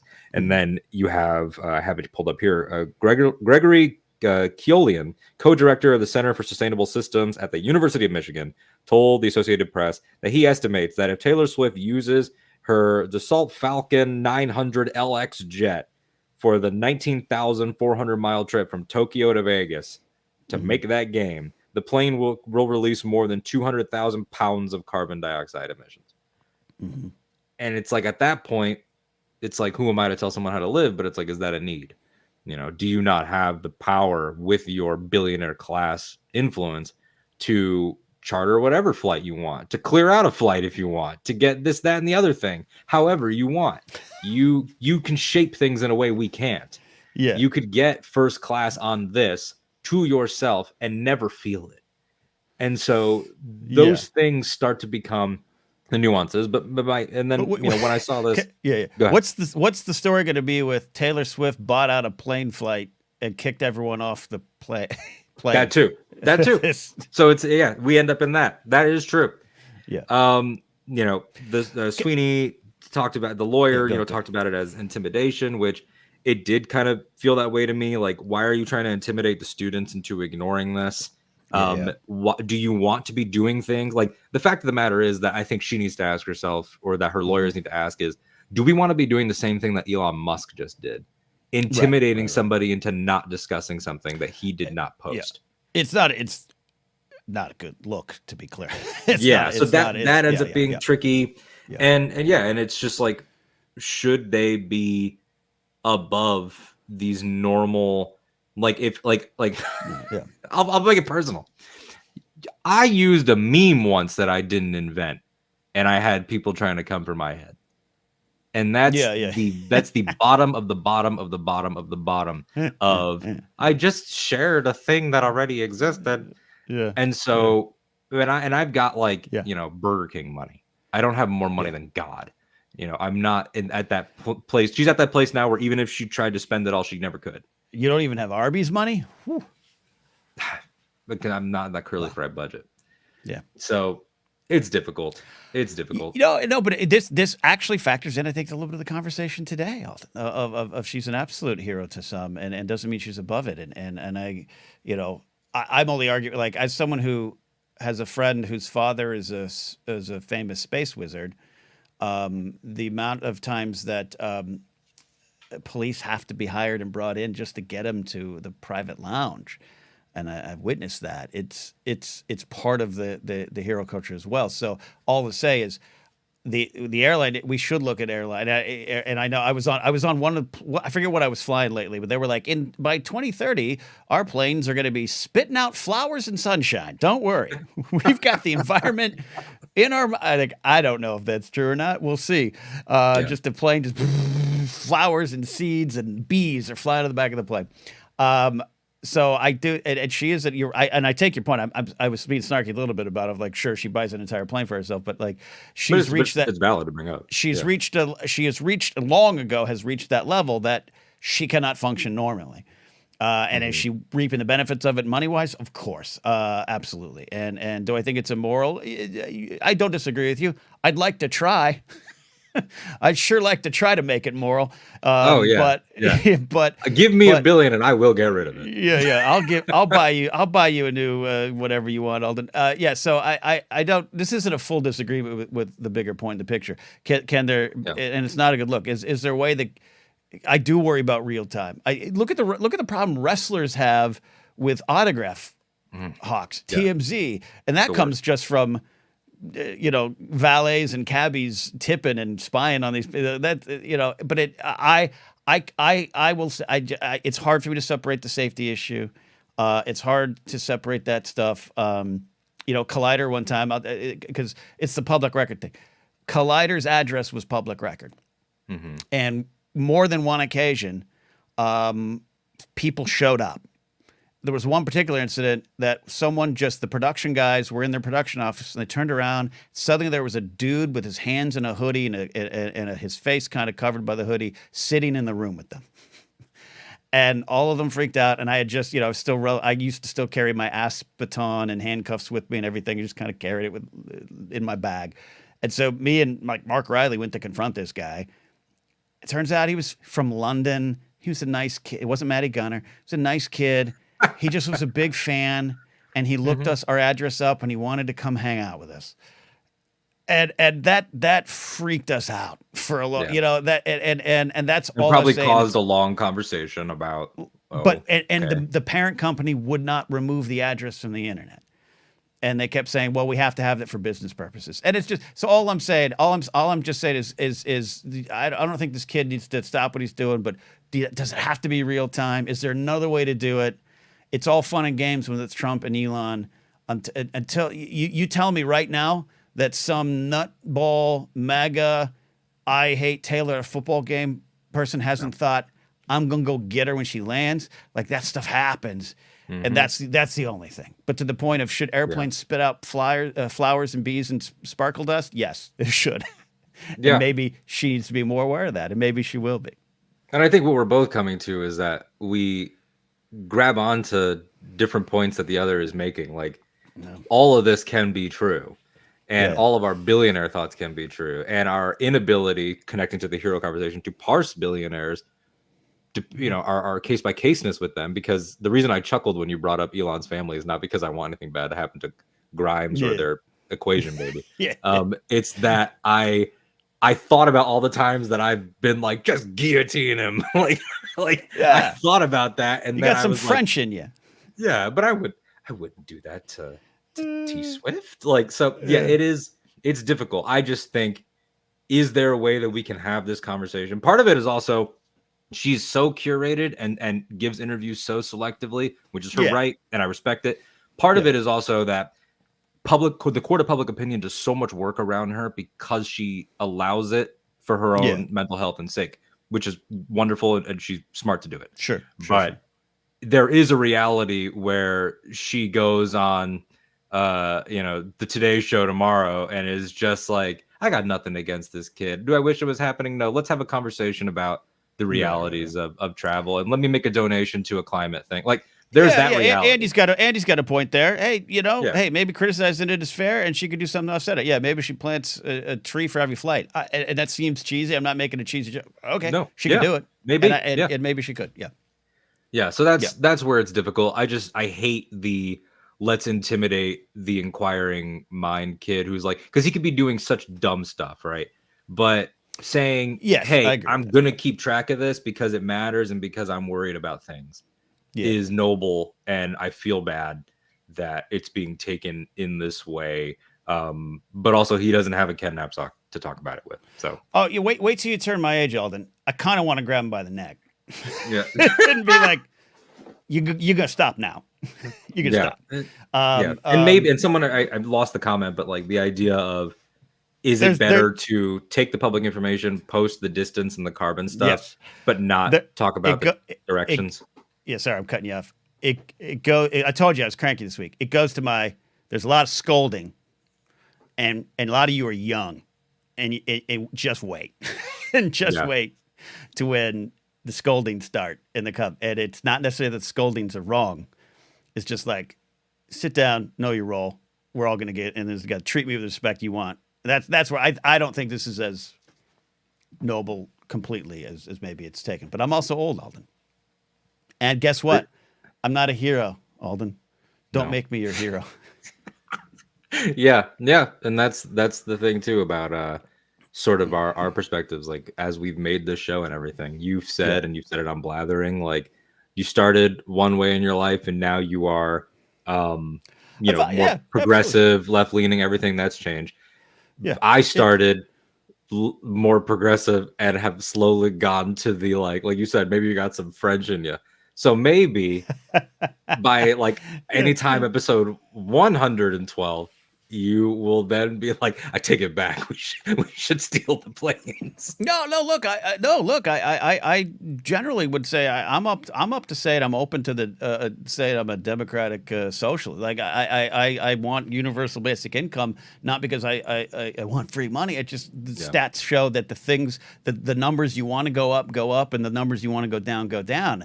I'm critical of law enforcement because I was in the building. I've arrested hundreds of people. I've been involved in thousands of those kind of incidents. I know how they go, and I want to be able to, I used to only live in the world of, I can't worry about the social issues. I can only worry about this residentially challenged individual about to stab someone. But now I want to say how we get, crime is a poverty issue. Crime is this, and I want to have both conversations. And that's what we're doing here is having two conversations. And I love it. And look, you might be a French protester in your heart, but you're a cranky old man too, and I love you for it. That's true.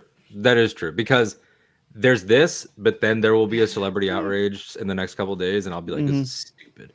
You guys don't know how to focus on anything. So that's sort of the entertainment story that connects our main story. I don't want to make the show go too much longer. Alden, we just showed this is how you make policy. I honestly don't disagree. I actually do think that was a good example. It would be amazing if we had people. I promise not to grab the kid by the neck. And if he'll not broadcast real-time things, and then we can focus on his issues. And then I want Taylor's team, which, by the way, Taylor's team versus Taylor, I'm sure came from Taylor. But I've told you, I've been in a security situation where I won't name the star, but like their people told us, we're not paying you to look at her, look on the ground.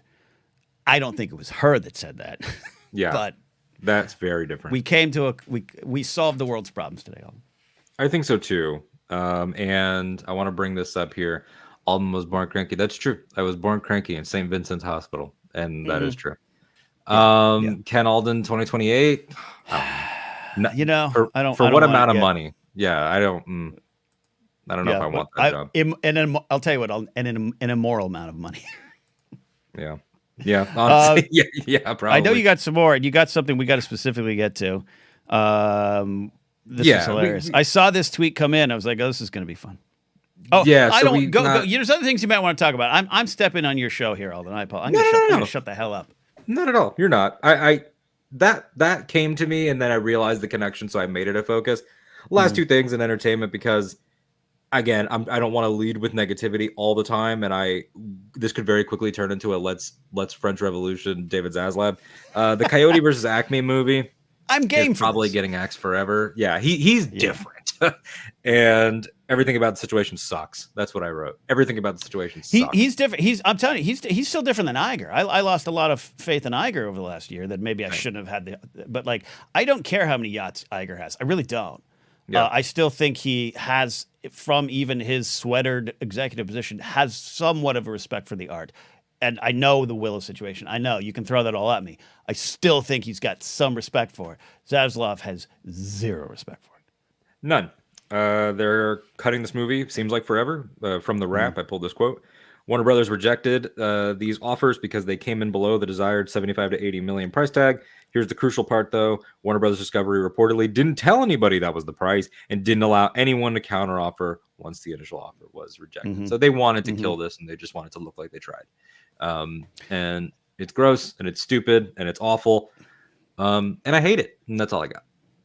It's mind-boggling, and you know, there could be other examples of horrible business practices from executives all through the history of film, but it's just on display again, like more things. Yeah, in 1988, we wouldn't know how many plane flights Taylor Swift was taking. Now we do, and so we have to live in that world where we have this more available information and what it makes us think of these people. And yeah, Zaslav is it's just heart-wrenching for the art and the people. And it should also be noted, like, what this means, like, if people just stop taking work there, I would not blame them, because this isn't just a movie about, this isn't just a movie is level one. And then level two is, it's not just a movie about one of their legacy properties, which is mind blowing that Warner Brothers will not release a Wile E. Coyote project. But then let us not forget, it was written by James Gunn, the head of one of their studios. That is just like that. The level of this is gross and this is a horrible place to work could not be higher. If he can't get something through while he's building something for them, it's really weird. Yeah, man. Yeah, it's depressing, along with a lot of other things in business. And I'm with you. I don't always want to sit there and, you know, scream at the algorithms of the world. Like, that's not, no one wants to hear that. Just like I don't always want to do content about how depressed I'm at. Like, I want to actually have things and shows about other things. So because we could fall into that. But this is the entertainment news, and this is what's going on, and this is highly prevalent. And again, to be clear, like it baffles my mind that the Willow show isn't just on there. I don't care about storage cost, tax, like it's. Yeah. It's just not true. Davis and like, what do you do? Like, because you just spent $1.5 billion to Fortniteify all of your properties, and like, don't tell me you don't have money. And I'll probably play the game. I'm a huge Fortnite fan. I don't want to set myself up to be any kind of hypocrite. I'll probably play it all. I'm fascinated. Because then we're gonna tear you down. It's intriguing. Well, you will. Sean Room will as well. I know what he does up there in Pacific Northwest. Sean Room, one of them hippies. Sean Room is tracking Ken Knapsack's flights. Yeah, and by the way, I'm someone that's realistic about budgets, right? Like I get it. I've managed budgets for two, you know, very big companies for one contract. Like, just because you take away the budget from the pencil supply doesn't mean you get to put it on the employees. I totally understand how it works, whether I agree with it or not. I'm not saying the 1.5 was just sitting around for actors and writers to have, but I'm just like, it's again, going to the Taylor Swift thing, whether I kind of maybe agree with her team or not, it ain't a good look. It ain't good. Exactly. And maybe it needs some explanation or to be addressed. Last thing, I'll you know, instead of talking about this in full, I'll lob it up as like a little casually talk tease. Aegon's Conquest show is now happening more on HBO. The prequel of all Game of Thrones prequels, the one everyone's been asking for forever. Forging of the Iron Throne, Balerion the Black Dread, etc., from Mattson Tomlin, who is a writer on The Batman and The Batman Part 2. And so that's coming, and we will discuss it over there. Love it. Am I too cynical, Alden? I'll wait till it shows up. That too, because they had a slate of things working, and then George was like, things have changed. Things have changed, man. Yeah. This thing from the animated side of things, the live action, I want them all, but show me. We'll see when they actually happen. I sound like a Star Wars pundit talking about Lucasfilm. Oh, we'll see when they actually make a movie. I bet it's at some point I get it. Cool. So yeah, let's. Move on. Where's that thing? Were we gonna did you remove it? I'm looking at the rundown. What did I remove? We were gonna discuss the Oxford comma. Oh, I've got that here. I have it here as a graphic. There it is. Okay, let's do it. So this is an audience question. If you have any questions, leave them. Questions, super chats, tweets, whatever you want to do. I made a graphic of this one because it makes me laugh and because I ranted about it already today. This right here. From Scotty J. Rowe. From an absolute hero, by the way. An absolute hero. An actual hero of mine and should be of all of yours. Thoughts on the Oxford comma? Okay. And I wrote, I will be addressing this on air. Okay. Now, today... Right. Mm-hmm. Oh, please. Do you have an opening? No. I'm to be sure that I'm the most researched I can be for this project. I'm currently reminding myself what the Oxford comma is. I know it's a great punchline, like a dangling participle is a great punchline. Yes. Known as the serial comma, placed immediately before the conjunction, usually and, or nor, in a series of three or more terms. Mm-hmm. Got it. Would you like steak, comma, chicken, comma, or pork for dinner? The comma after the chicken is the Oxford comma. I'm going to hang out with Ken, comma, Alden, comma, and Joseph, and Scotty, whatever. It's not, I'm going to hang out with Ken, comma, Alden, and Joseph. That makes us a pair when we're three entities. I agree with you. I brought this up today because Empire Magazine did the 25th anniversary of the prequels, and that's coming out and it looks great. It's gorgeous, cool photos, cool, whatever. I thought they were going to announce 12 movies. I know. I thought that they were using the Kenobi line to promote a season they made in secret. It was, And a couple of the tweets and a couple of the passages that were shared or tweets from the staff had grammar things that I was making fun of in private. Like George Lucas apostrophe is not how you do George Lucas as a possessive. He's not George Lucas's. He's not multiple things. He's George Lucas singular. So it's George Lucas apostrophe S.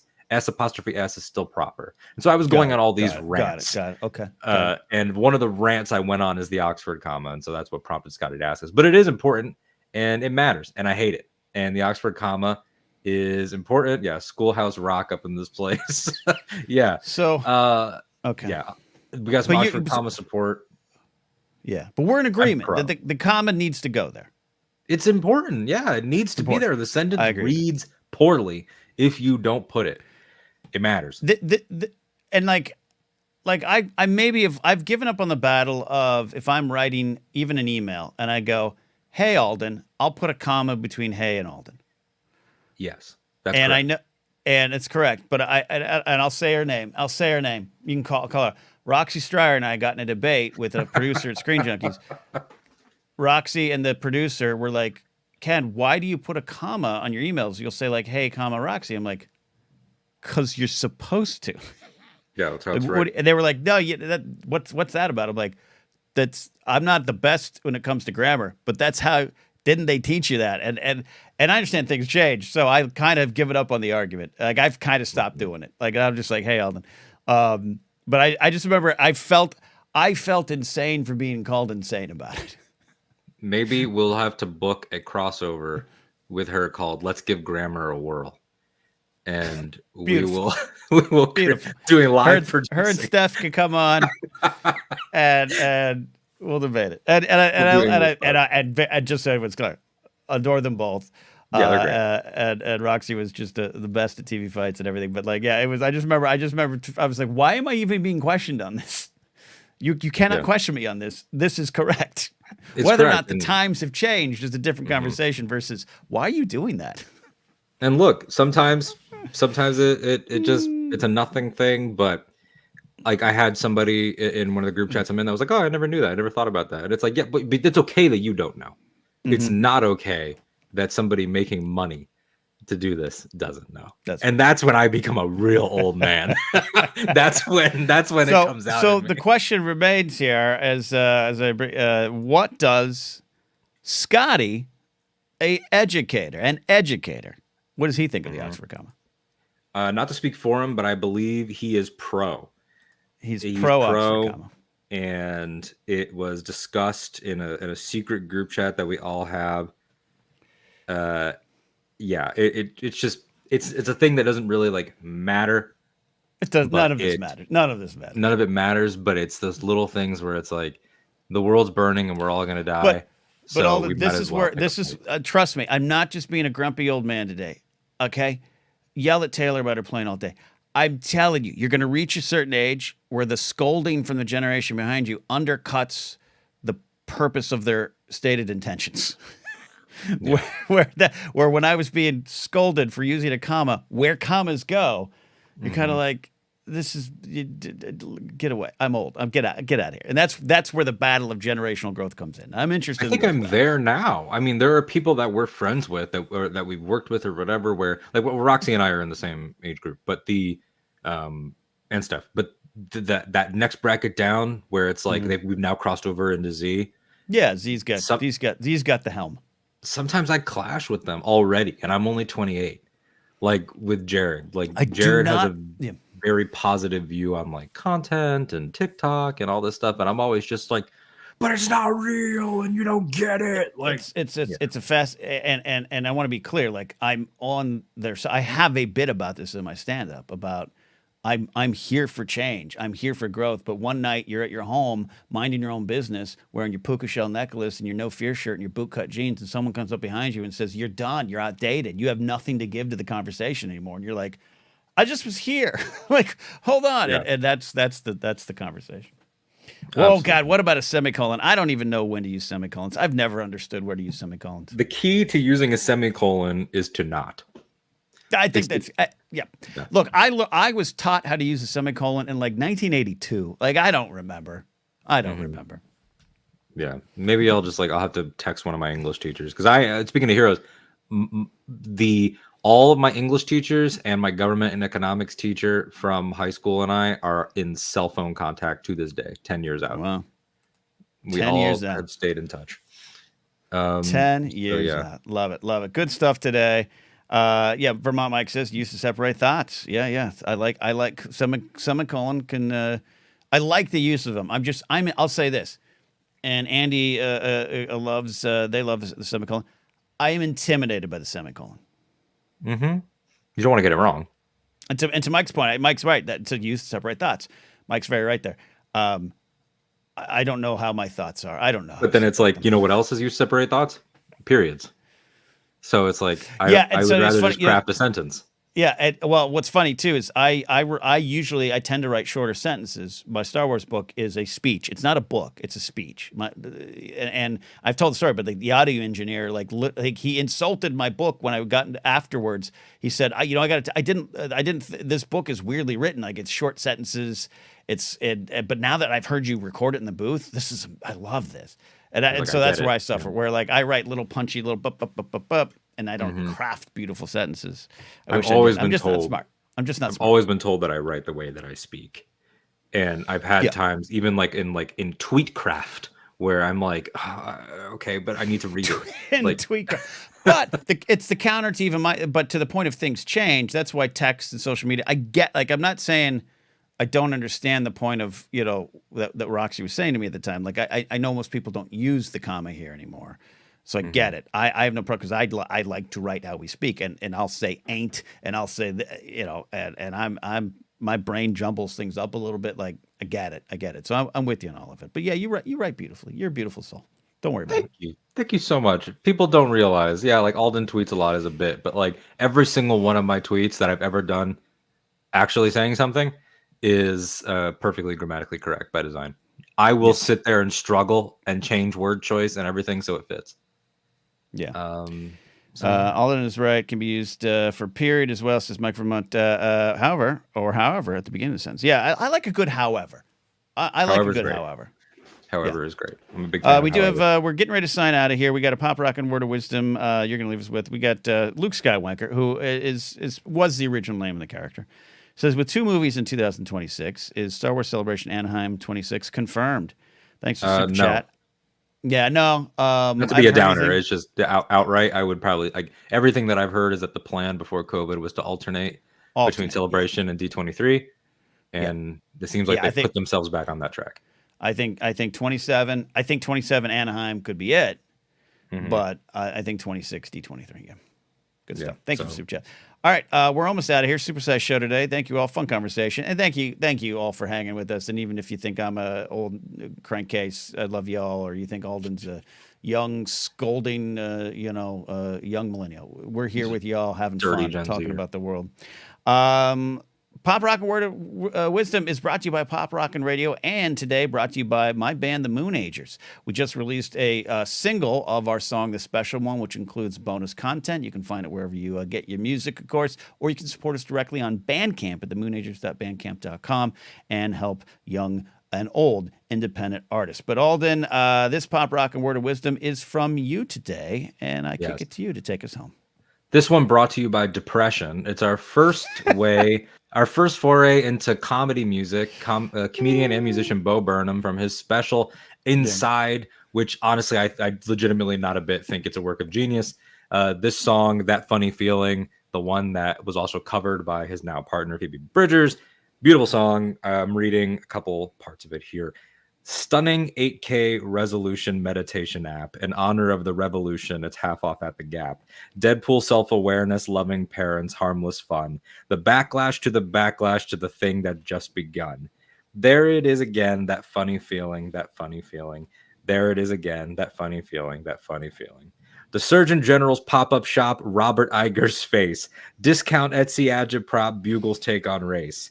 Female Colonel Sanders, easy answers, Civil War. The whole world at your fingertips, the ocean at your floor. The live-action Lion King, the Pepsi halftime show, 20,000 years of this, 7 more to go. Carpool karaoke, Steve Aoki, Logan Paul, a gift shop at the gun range, a mass shooting at the mall. There it is again, that funny feeling, that funny feeling. There it is again, that funny feeling, that funny feeling. Wow, wonderful. I didn't know he was with Phoebe Bridgers. Good for both of them. They are now. Yep, okay. She covered his song, and then I think that made him realize someone gets me. And they got together.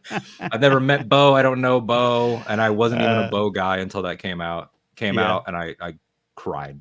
It was a lot of people love it. Yeah, I'm not. I've never been around Bo too much there, but I do like. He did what was the movie he did? Was it 8th grade? 8th grade. He wrote and directed. Yeah. I love that movie. That's right. I forgot. I totally forgot. I just I love that movie. Good stuff. So, yeah. Love it. Well, you know what? That funny feeling, Alden, has been with me for a long time, and I got good news for you. It doesn't go away, so get used to it. But I love this stuff, especially I love any little shot at carpool karaoke is okay by me. A lot of fun hanging out with all of you today. Thanks to those who watch live on the Anytime channel. For those that watch live on my channel, including those that gave a super chat, we appreciate you. Next week, we'll be live on the Anytime channel. Look for the news segment on Wednesday and other stuff. We're not done commenting on things and putting videos out there and just having fun as best we can, looking at the world of politics, social issues, world events, pop culture, and all the things that matter to us. Been a lot of fun. Alden, thanks for leading us through that conversation today. And tell them anything coming up. You're kind of getting back to the swing of things on Octo Radio. Yeah, Octo Radio, we're dropping an episode this week, and coinciding with Marvel releasing the Mace Windu comic, Mark Bernardin is on the show. I'm just finishing up the edit because I hate editing.